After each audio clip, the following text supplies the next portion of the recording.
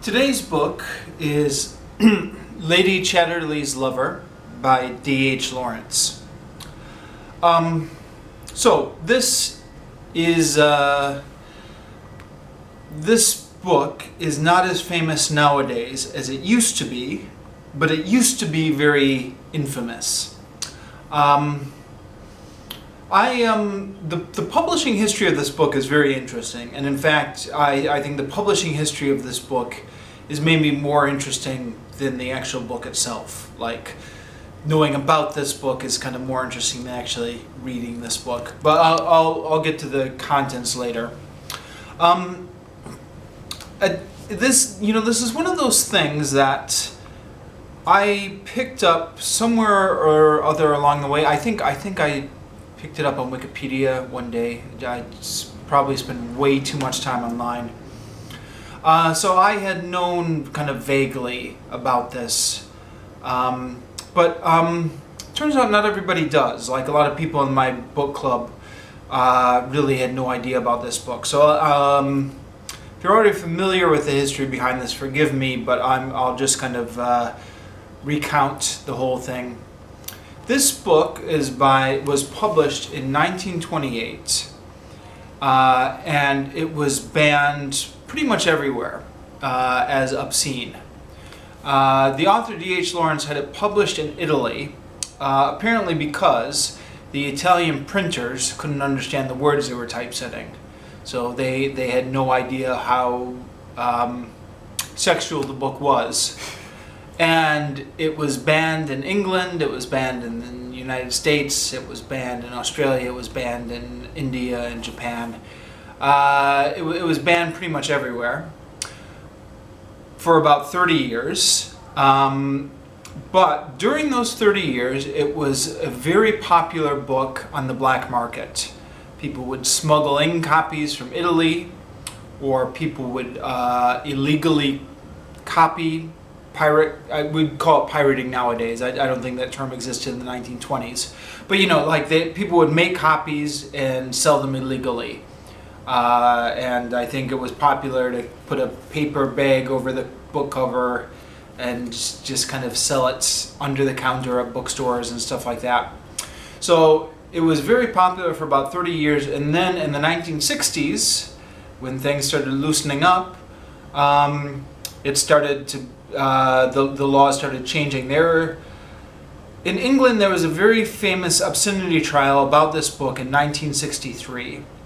In which the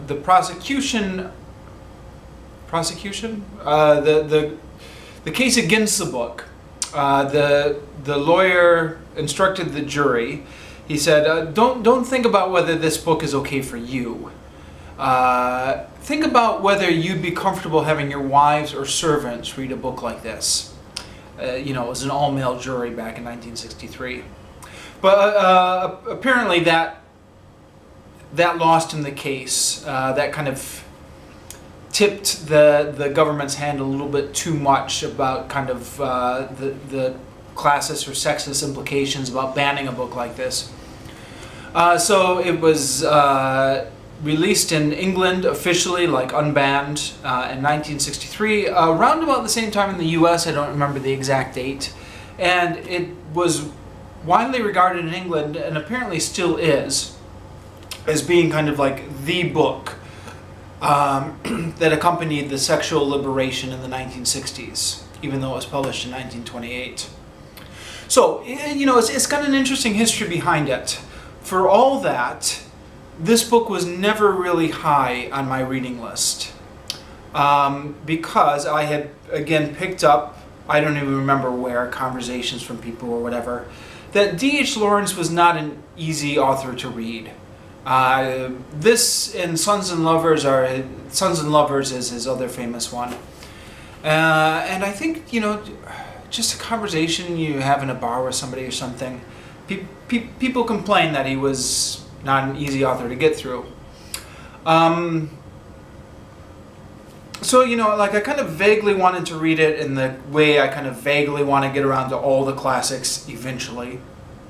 But it wasn't high on my list. But trip home, I was in Narita Airport, and I had a 14-hour flight ahead of me back to the US, and I was almost done with the book I had brought with me, and I needed to pick up a new book, and I was going through the bookstore in Narita Airport. Narita Airport is a Tokyo airport, by the way. And the selection there was terrible. It's funny, like I used to live in Japan. I left Japan, I think about 8 years ago now. And I swear, they haven't changed their book stock one bit. They're still stocking the exact same 5 or 6 English books that they used to stock 8 years ago when I lived in Japan. You know, like Stephen King and Dan Brown and like Rich Dad, Poor Dad. You know, like a lot of self-help and kind of finance books in English for whatever reason.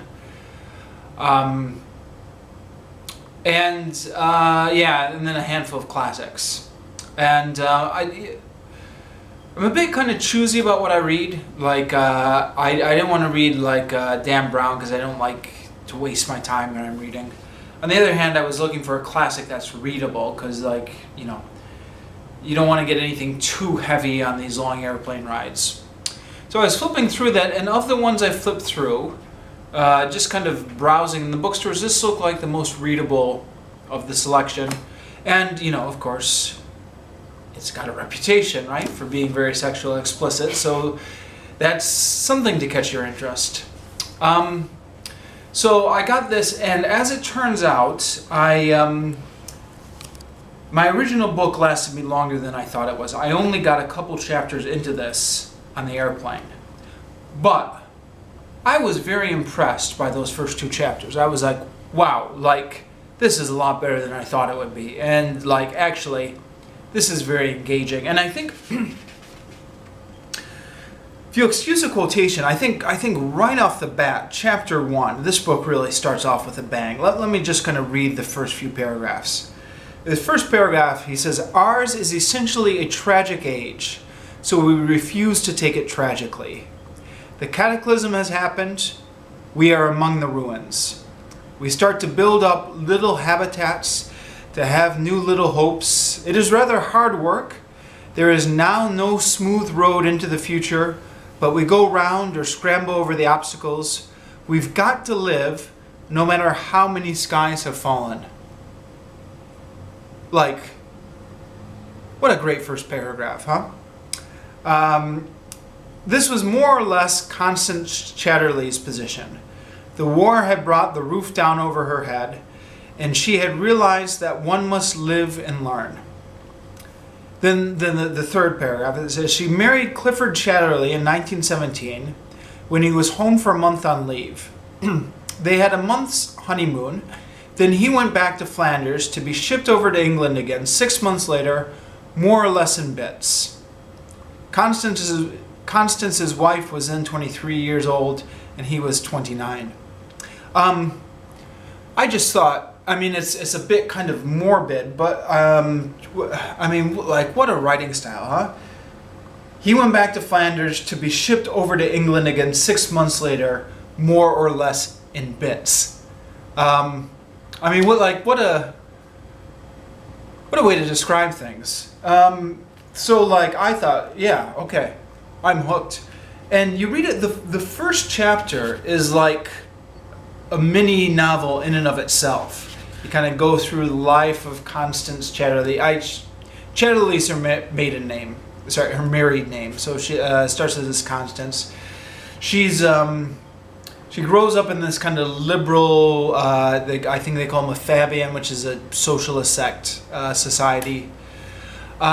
She goes over to Germany to study abroad. She and her sister have fallen in love there, have their first romance, and, you know, the intellectual, reading books. And this kind of, you know, idealistic, intellectual, kind of socialist life before World War I. And then World War I comes along and just like, boom, you know, like everybody's dead. I think, in a way, this is kind of a lost generation book, because you do get that sense that, boy, that war just wiped out a whole generation. And then even people who survived, like her husband, Clifford Chatterley, Lady Chatterley's husband, is just crippled for the rest of his life because of that war.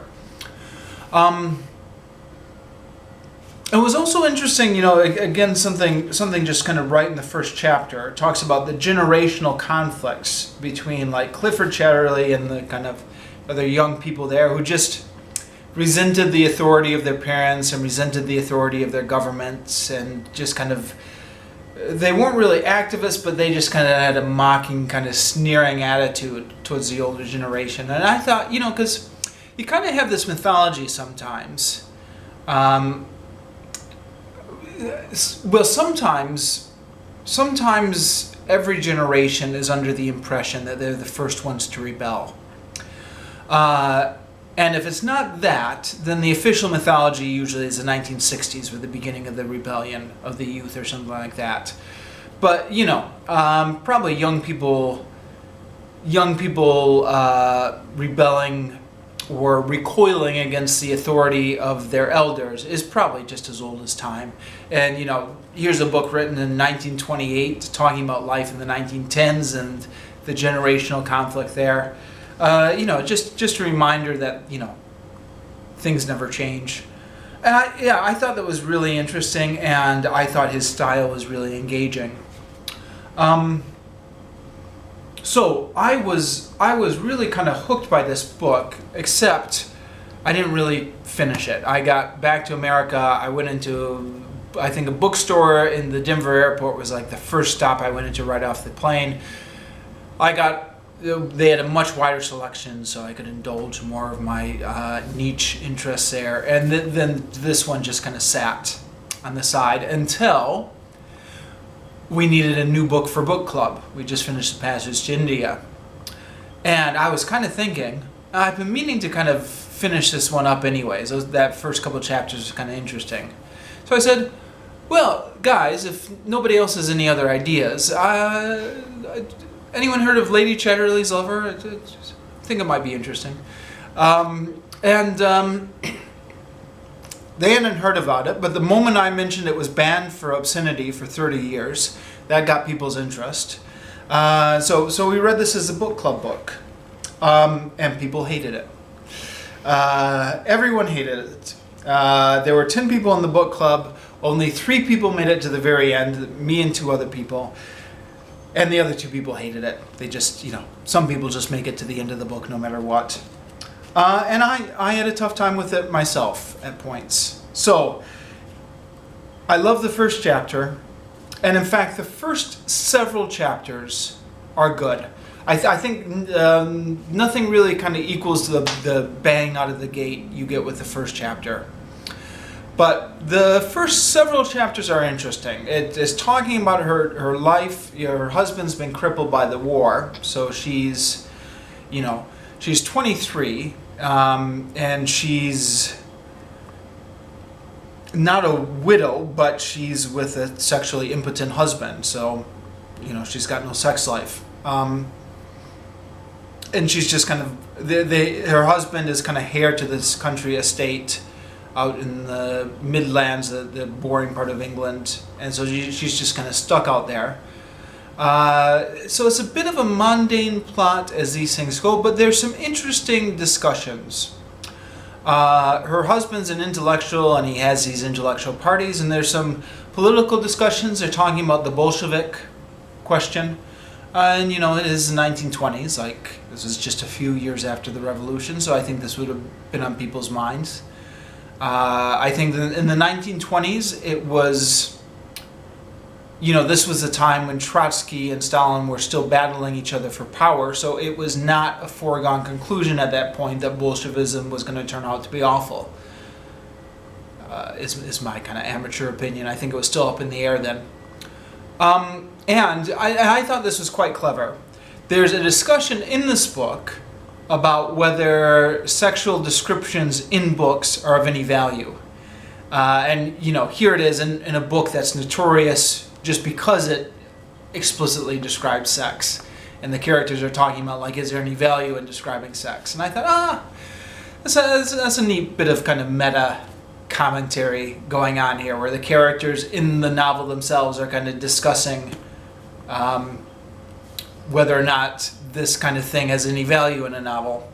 And you know, like the characters, Clifford and his intellectual set, just have no interest in sex, or they view sex as a biological function which needs to be satisfied, but is not interesting to them at all intellectually. And they're having this conversation, and they're saying like, well, you know, what's the point of even talking about sex? They said, you know, like, everybody has sex, but everybody goes to the bathroom. And nobody's interested in what another person does in the toilet.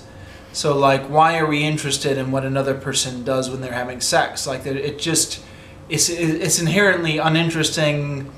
You wouldn't want to write about it. You wouldn't want to read about it. Like, everybody has sex, but, like, it's not an interesting subject for literature. And I read that and I thought, yeah, I guess when you put it that way. I mean, like, obviously, yeah, I mean, you know, like, everybody knows the data, right? You know, men are always looking at pornography on the internet and stuff like that. Obviously, there's an attraction, but it's a biological attraction. It's a biological impulse. Intellectually, like, maybe he has a point. Maybe there is no artistic or intellectual value towards literary depictions of sex in novels. Put that question on hold, because it's interesting. He kind of comes back to that at the end of the novel again. But those kind of discussions kind of helped you through what was really a rather mundane plot. And then, so the book is called Lady Chatterley's Lover. So you know right before you even turn to page 1 that there's going to be a lover at some point for Lady Chatterley, and you know, it's going to be a romantic book about a love affair. And sure enough, right about the middle, there's a love affair, and it's so boring. And this is the thing. Like, half the people in the book club stopped reading. To be perfectly honest, I might have stopped reading this book if I was just reading it by myself. But because it was for book club, and like, especially because I had suggested it, like, I couldn't show up to the book club and be like, guys, sorry, I know this was my pick, but it was just so boring, I stopped. So you know, I had to slug my way through it. But like, so there are, I don't know how many pages where the same things kind of just keep happening over and over and over again. Like, she's having this love affair, so she'll meet up with the guy, they'll talk a bit, they'll engage in sexual activities, and this is where the obscene part of the book comes in. They'll talk about their feelings, they'll separate, she'll kind of think about him, he'll kind of think about her, then they'll meet again, they talk about their feelings, sexual activity, separate, think about each other, meet again, talk about their feelings, some sort of sexual activity. It was just, I don't know. Now granted, I've never been a big fan of romance novels. I mean, like, I guess I probably was not the ideal reader for a book like this, although I have nobody but myself to blame, because what do you expect when you buy a book called Lady Chatterley's Lover? I mean, like, surprise, it turns out it's about Lady Chatterley and her lover. But, yeah. And for what it's worth, it's not just me, it was a whole book club that got frustrated with this. Yeah, we just thought it was boring. And the plot just didn't seem to be going anywhere for a large section of the middle. Now, this is where all the quote-unquote obscenity parts come in. And it is, I mean, it's got nothing on nowadays. I mean, of course you knew that already, right? I mean, like, no, yeah, you just assumed that already. And you would have been right to assume that. It is kind of like, you're like, I mean, it does raise your eyebrows a little bit, especially considering this was 1928. Like, D.H. Lawrence knew exactly what he was doing Like, it was no surprise to him that this book got banned. Now, apparently it went through several drafts, and it was the last draft that got the most sexually explicit. But, like, you know, even though it's tame by today's standards, it's not that tame. There's still, well, you know, body parts are named and physical acts are described in a way that you would not expect in a book in the 1920s. But it's so apparently this book was very much in demand during the time it was banned, and you can imagine why. Like, you know, like there's no other books like this from that period, or at least no other literature. I think smut, people were always writing smut, again, not legally, on the black market and stuff like that. Apparently, I'm not an expert in this era, but like I'm assuming. But yeah, I think this was the first work of modern literature to attempt these descriptions. But like from a modern perspective, like, you know, like if you've read a paperback that's being sold at a supermarket, yeah, like you've pretty much got all this. Like certainly in this day and age of like 50 Shades of Grey and everything being a bestseller, this is old news a long time ago. So the sexual parts are interesting, but they're not that interesting. And actually, even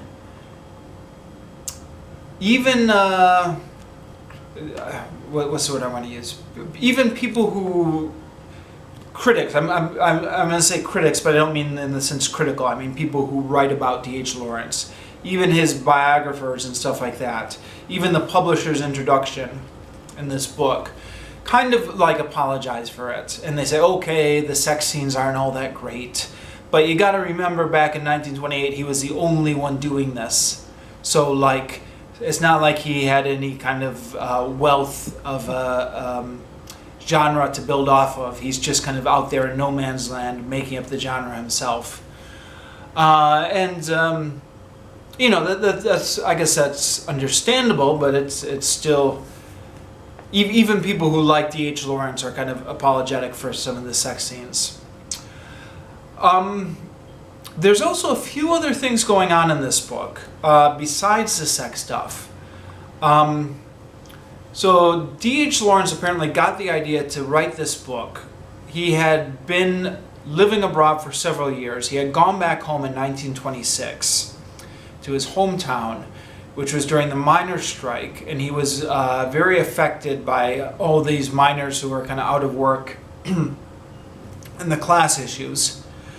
And he was also kind of very affected by how industrialization and kind of these modern towns were kind of blotting out the old England that he had grown up with, the old kind of countryside. So those also become big themes in the book, talking about the life of the miners. I think they call them colliers in this book. And not just the men in the pits, but you know, they're kind of the whole town that has kind of come up around these mining villages. Like, you know, the teenagers who know that their life is going to be working in the pits, and their wives and stuff like that. And just a lot of description. So I think this phrase comes up in the book, one England blots out the other. The idea that this new industrial England is kind of spreading over the landscape, and the old pastoral England is getting covered up by it, destroyed. So he spends a lot of time describing the new towns that are spreading out, and also the old forests that are dying out. And I mean like a lot of time on these descriptions, and that's another thing that kind of taxed the patience of our book club. So around, I think it was chapter 12, was this chapter 12? He's going on, and like seriously, no joke, it's about 15 pages of describing the landscapes.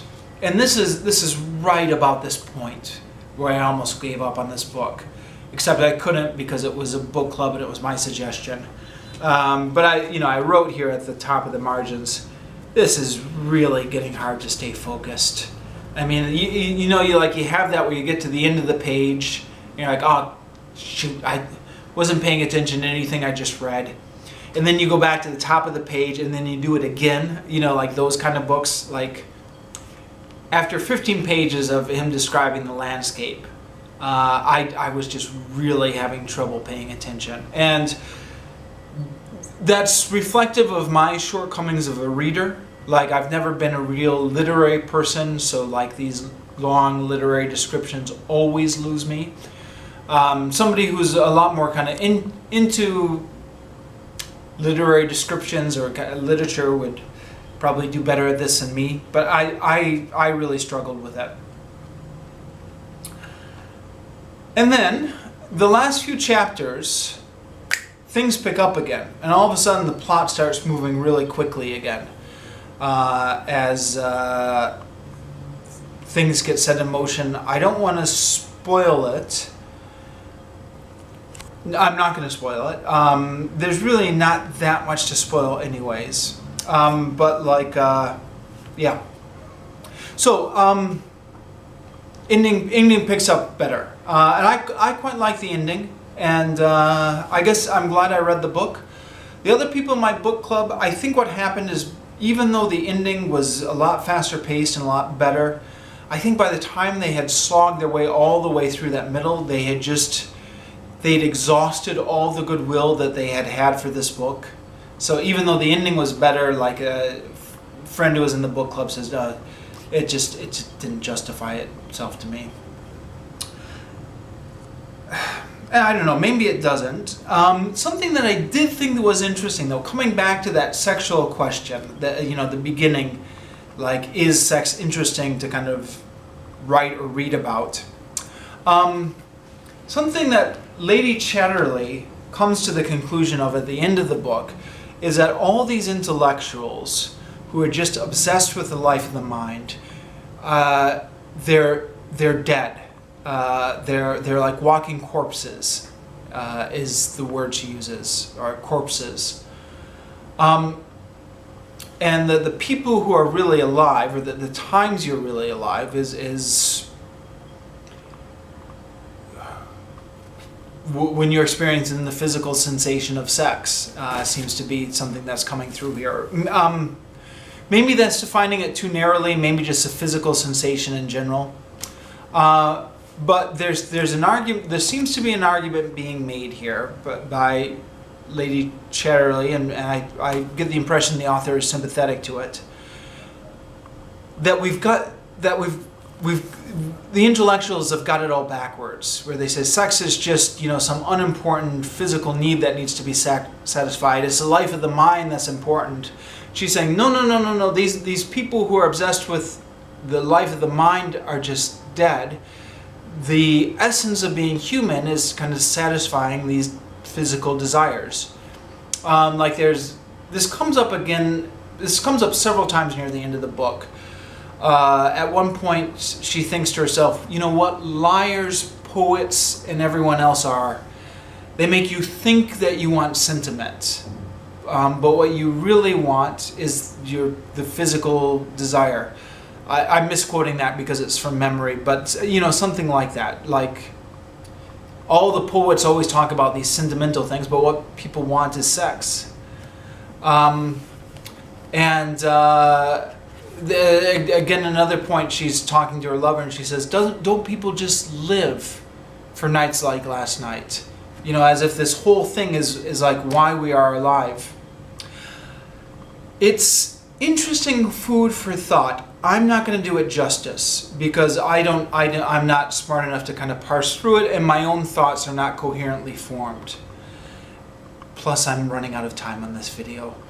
This camera has a 30-minute time limit, which I'm just about to hit. So, I'm going to save you my ramblings. I'm just going to leave it there. I'm just going to say it was interesting food for thought. That's it.